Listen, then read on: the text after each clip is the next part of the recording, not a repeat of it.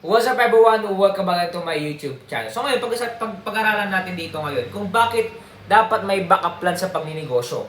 Okay, kahit paano, meron tayong plan E, tsaka may plan B tayo. Tapos, ipagkatiwala natin sa Panginoon yun. I-acknowledge natin sa Panginoon kung ito ba ay kalooban niya o hindi. Pero kahit paano, God give us wisdom. Kaya nga, kailangan natin tignan lagi si Solomon na ang kanyang pinili, ang hiniling niya sa Panginoon ay wisdom.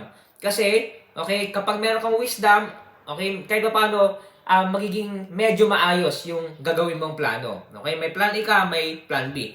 So, bakit nga ba dapat may backup plan? Okay, ang backup plan, okay, para ready ka sa failures. Kapag pumunta ka sa fall down, pwede ka ulit mag-recover. Ang hirap kasi yung sobrang sagad ka na, ako nangyari sa akin yan. Ang laki, hindi ko alam yung alam ko yung maging fall down, pero sobrang sakit. Okay? Hindi ka makakapag-rebound agad. Kaya, start ka ng maliit. Okay? At the same time, dapat may backup plan ka. Okay? Para kada paano maka-recover ka agad. If you want to buy this book, tignan Facebook po yung official English description, mention lang po. Salamat po. God bless.